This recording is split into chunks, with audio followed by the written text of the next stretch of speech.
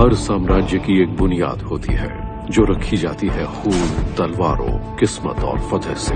सन 1453 में Roman emperor Constantine दी 11th और Ottoman सुल्तान Mehmed II के बीच कॉन्स्टेंटिनोपल के लिए हुई एक जोरदार जंग। 23 फौजों ने इस बेमिसाल शहर पर कब्जा करने की कोशिश की, सब नाकाम हो गई। इस खून खराबे के बीच एक ऐसा राजा होगा जो जीतेगा और अगले 300 सालों के लिए इतिहास की दिशा बदल कर रख देगा।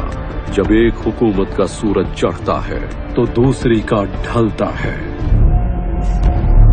40 के बेड़े के पहुंचने की अफवाहें कई हफ्तों तक चलती रही, पर वो बेड़ा कहां तक पहुंचा है किसी को पता नहीं चला।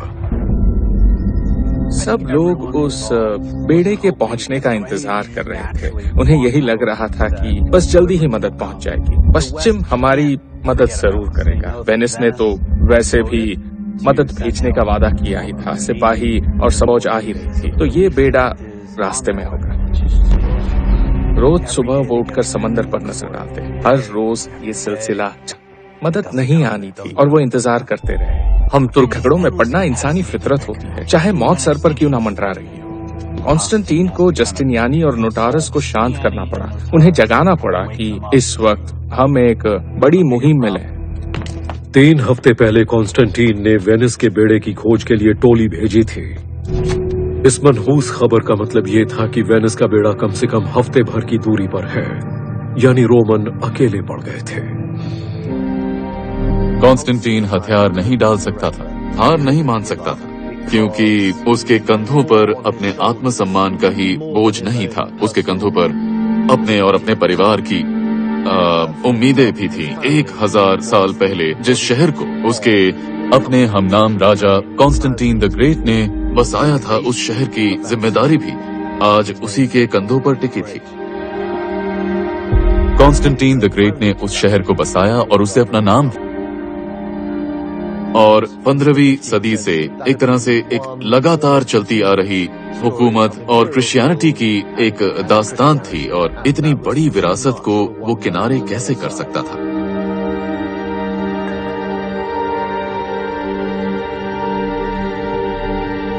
कॉन्स्टेंटीन ने कहा, ये मेरे लोग हैं और इनके लिए मैं मरना पसंद करूंगा, अकेले नहीं छोड़ूंगा, उनका साथ देते हुए मरूंगा।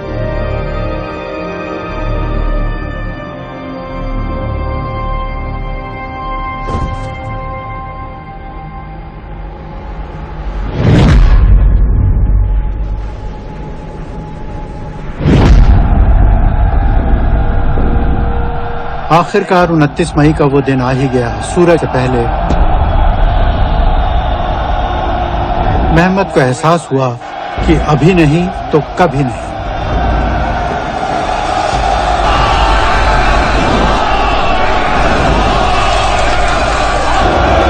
मेहमद ने अपनी फौज को कमजोर हो चुकी दीवारों पर तोपों का हमला तेज करने को कहा।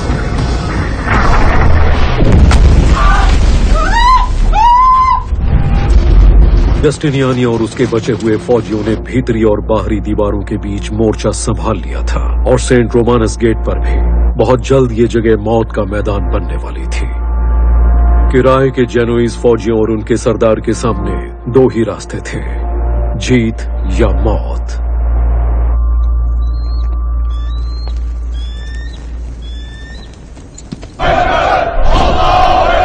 मेहमद जानता था कि उसे क्या करना है और कब करना है। इस शहर पर कब्जा करने का मतलब है ढेर सारी दौलत। इतना ही नहीं, इन फौजियों का जो मजहब को लेकर जुनून है वो भी पूरा होगा। अल्लाह हमारे साथ है, वो जीतने में हमारी मदद करेंगे। यहाँ उसने खुद को एक लेजेंड में बदल दिया। मैं तुम्हारे साथ हूँ, इसलिए तुम जीत जाओगे।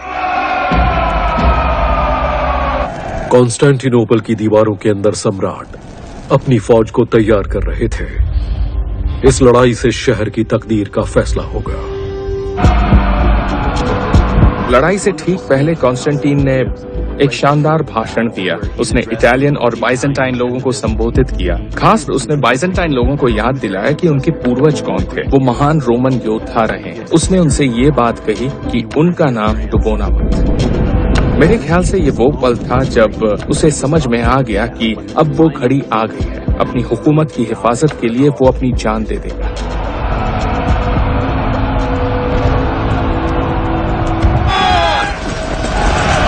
बशी बजूक का सीधा मतलब था पागल लोग। ये खूंखार और बेभरोसे के वॉलंटियर मेहमत के लिए सबसे पहले हमला करते थे। सुबह होने से पहले ही उन्होंने हमले की लहर शुरू कर दी। मेहमत ने सबसे पहले खूंखार वॉलंटियर भेजे। चांद पर खेल चलो।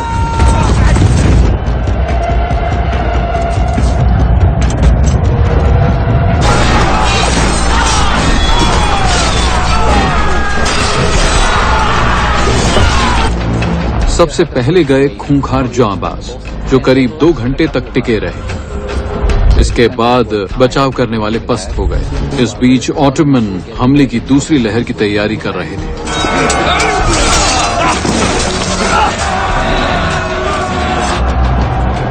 ऑटोमन फौज के असली फौजी से कहीं बेहतर थे।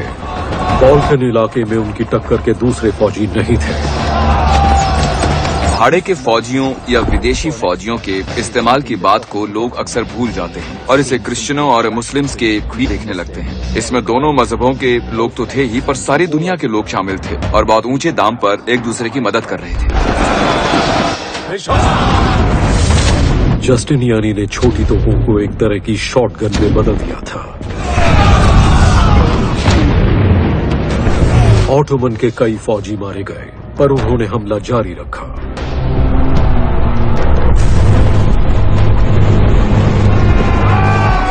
जस्टिनियानी और उसके फौजी बाहरी दीवारों के किनारों से बाहर की तरफ भागे, खाई की तरफ।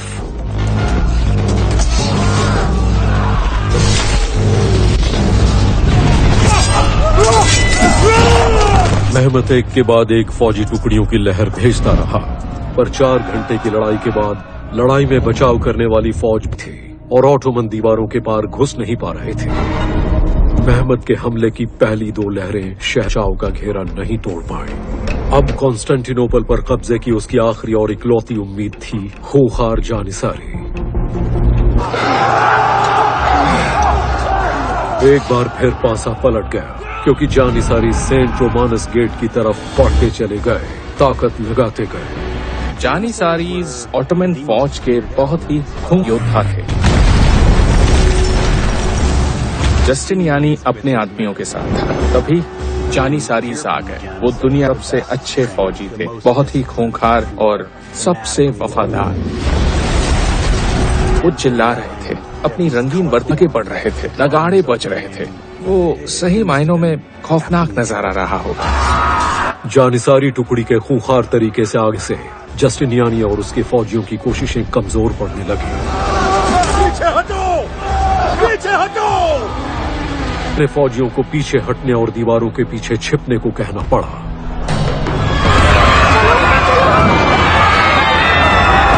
शहर के अंदर आम जनता में बदहवासी फैल गई, क्योंकि जानिसारी सेंट रोमानस गेट के करीब पहुंच गए थे।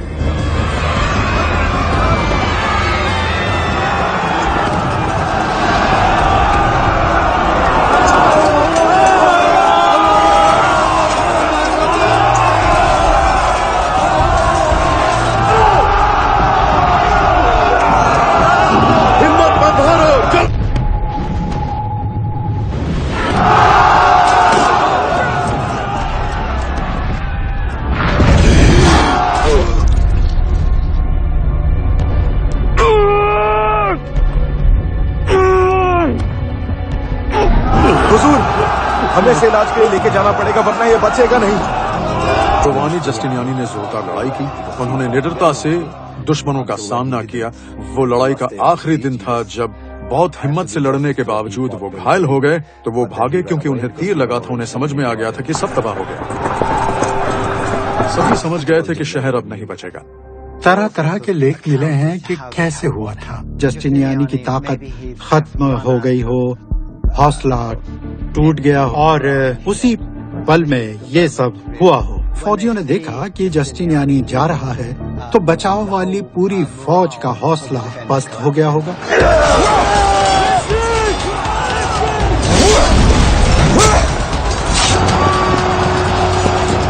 पीछे हटो, कमांडर, लड़ाई छोड़ दो। 2 महीनों तक मेहमत की तोपों का निशाना सहने के बाद बाहरी दीवार का बड़ा हिस्सा ढह चुका था। बचाव फौज की ताकत कम हो गई थी।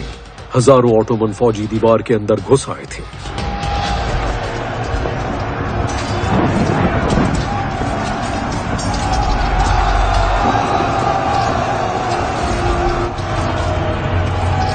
ये लड़ाई के सबसे नाजुक पलों में से एक था।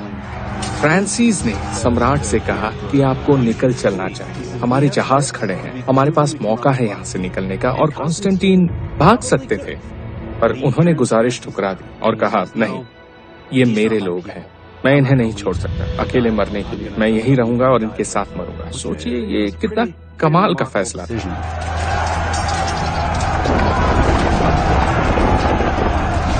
सम्राट ने देखा बड़ी तादाद में तुर्की चले आ रहे थे। उन्हें पता था कि वो जिंदा नहीं बचेंगे। ये एक ऐसी मुसीबत थी जिसकी हम कभी कल्पना भी नहीं कर सकते। इसके बावजूद उन्होंने अपने दुश्मनों से कहा नहीं।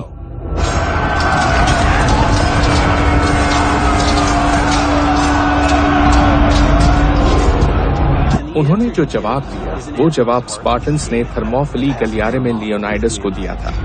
घुटनों के बल जीने से अच्छा है कि मैं सीना तान कर मर जाऊं। इसके बाद वो जंग के बीच में घुस गए और फिर वो कभी नजर नहीं आया।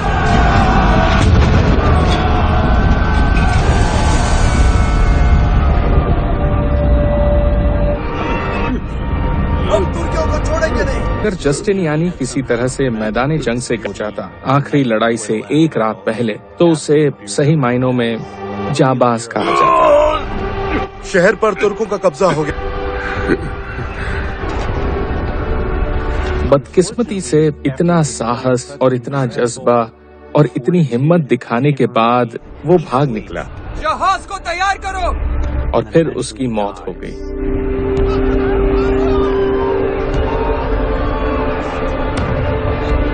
वेनिस का खतरनाक कभी कॉन्स्टेंटिनोपल पहुंचा ही नहीं। वेनिस के लोगों ने लंबा लंबा इंतजार किया। आखिरकार उन्होंने एक बेड़ा तैयार किया जिसे कॉन्स्टेंटिनोपल भेजा जा सके, पर वो बहुत देर से वो सिर्फ एजियन तक पहुंच पाया। तब तक कॉन्स्टेंटिनोपल तबाह हो चुका था। ईसाइयों का दौर खत्म हो गया था।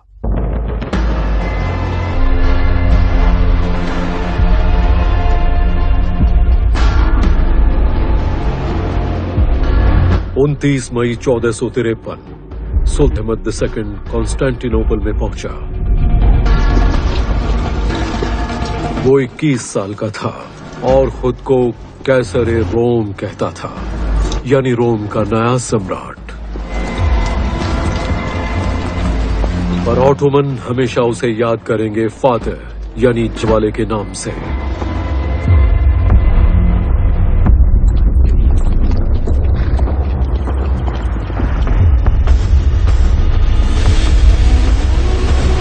उसने कुछ ऐसा किया था जिसे बहुत से लोग पिछले 1700 सालों में कोशिश कर चुके थे पर नाकाम रहे। उसने रोमन हुकूमत को खत्म कर दिया था और उसने ये तब किया तो 21 वर्ष का था।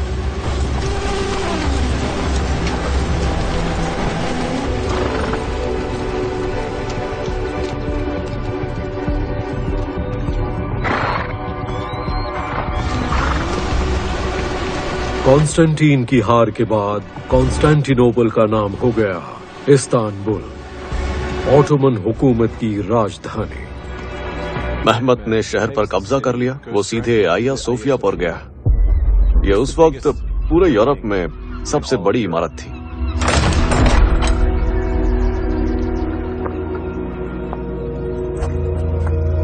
ये लिखा गया है कि वो इमारत को देखता रहा, उसके बाद गुंबद के ऊपर गया ताकि वहां की खूबसूरती को वो देख सके।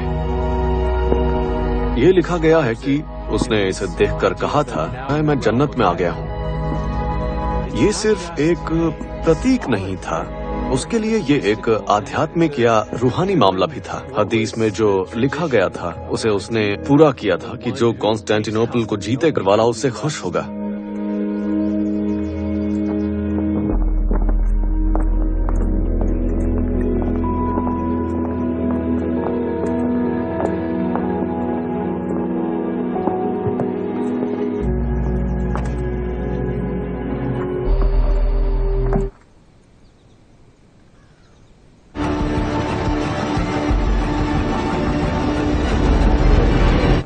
मुबारक हो सुल्तान। राजधानी यहां बनाऊंगा। सब इसे कहते हैं कॉन्स्टेंटिनोपल का हार जाना। वो हारना नहीं था, कोई नहीं हारा, वो एक जीत थी। कॉन्स्टेंटिनोपल की जीत को तोपों की किसी भी शहर पर सबसे बड़ी जीत माना जाता है। ये एक बड़ी थी जिसने दुनिया को दिखा दिया कि दीवारों के सामने तोपें कितनी असरदार हो सकती हैं। साबित हो चुका, दीवारें काम की नहीं। दुनिया में बहुत ही लोग हैं जो ये कह सकते हैं कि उन्होंने कुछ जीता है। महमद विजेता था। उसने कई तरीकों से दुनिया के इतिहास को बदल कर रख दिया। एक ऐसी हुकूमत बनाई जिसमें यूरोप का 1/3 हिस्सा शामिल था, पूरा उत्तरी अफ्रीका और पूरा मिडल ईस्ट, वहां से आगे ईरान की, साथ ही साउथ ईस्ट एशिया के कुछ हिस्से भी। इसके बाद हुआ ये कि ये हुकूमत और इस्लाम के बीच के एक छोटे से शहर से बढ़कर दुनिया की एक बड़ी ताकत बन गई और अगले 300 सालों तक पूरी दुनिया पर इसका दबदबा रहा। मेरे बेटे, लाल सेब तुम्हारा हुआ।